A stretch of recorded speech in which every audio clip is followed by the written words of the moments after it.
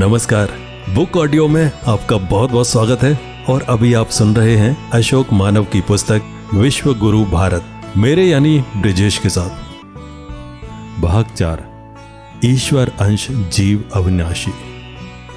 संसार नाशवान है पर इसका सृष्टा अविनाशी ईश्वर है। विज्ञान में भी माना गया है कि पदार्थ नाशवान है, पर जिस ऊर्जा से वह बना है वह शक्ति न उत्पन्न होती है न ही उसका नाश किया जा सकता है। इस law of conservation of energy यानी शक्ति की निरंतरता का सिद्धांत ही ईश्वरीय विश्व रचना को दर्शाता है कि जगत की उत्पत्ति और विनाश यानी प्रलय का क्रम अनंत काल से जारी है।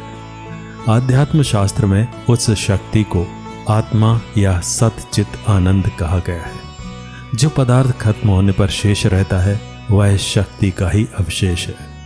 आध्यात्म में ब्रह्म, जीव तथा प्रकृति को माना गया। ब्रह्म सारे जगत में व्याप्त है, अतः प्रकृति के सूक्ष्म अन्वेषण में भौतिक शास्त्रियों को उस तत्व की झलक मिलती है। पर वह शक्ति है क्या, उसका स्वरूप क्या है, यह अभी तक वैज्ञानिक पूर्ण रूप से नहीं जान सके।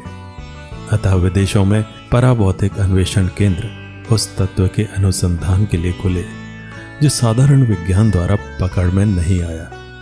विज्ञान का कोई सिद्धांत आध्यात्म के विरुद्ध नहीं है। सच तो यह है कि जहां विज्ञान समाप्त हो जाता है वहीं से आध्यात्म विज्ञान का प्रारंभ होता है। प्रकृति के सूक्ष्म स्वरूप तक विज्ञान पहुंचना चाहता है, किंतु जो सूक्ष्मतर सर्वव्यापी तत्व दिकाल टाइम एंड स्पेस से परे है उसी के अध्ययन को हमारे ऋषियों ने आध्यात्म कहा। अतः सही मायने में आध्यात्म ज्ञान को परिपूर्ण विज्ञान यानी फुलर साइंस कहना अधिक युक्ति संगत होगा। विश्व रचना को हम अपनी ज्ञान इंद्रियों से समझते हैं, जो जड़ चेतन का ही मिश्रण है, जिसे प्रकृति व पुरुष कहा गया आध्यात्म शास्त्र में। विज्ञान ने अनेक तत्व खोजे हैं जो विश्व रचना के मूल हैं। आध्यात्म शास्त्र में जगत की रचना मूलतः 5 तत्वों से मानी गई। क्षिति जल पावक गगन समीरा, पंच रचित यह अदम शरीरा। विज्ञान में खोजे गए तत्व इन्हीं 5 तत्वों में समाविष्ट हो जाते हैं। अतः आध्यात्म द्वारा सृष्टि रचना के सिद्धांत का वैज्ञानिक केवल समर्थन ही करते हैं। सृष्टि का क्रमिक विकास ही भारतीय आध्यात्म शास्त्र में माना गया, जिसे विज्ञान ने विकासवाद के सिद्धांत थ्योरी ऑफ इवोल्यूशन के द्वारा सिद्ध करने का प्रयत्न किया। 24 अवतारों की पौराणिक कथा इस क्रमिक विकास की ही पुष्टि करती है। सांख्य दर्शन व श्रीमद् भगवत गीता में अनंत सृष्टि की रचना 3 गुणों सत, रज, तम से मानी गई।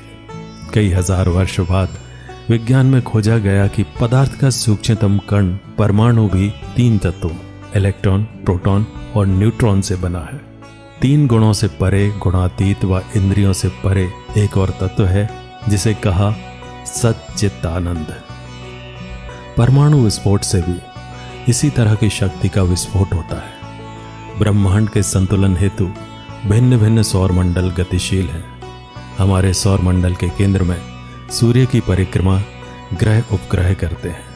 परमाणु में भी केंद्र का चक्कर इलेक्ट्रॉन, प्रोटॉन, न्यूट्रॉन लगाते हैं।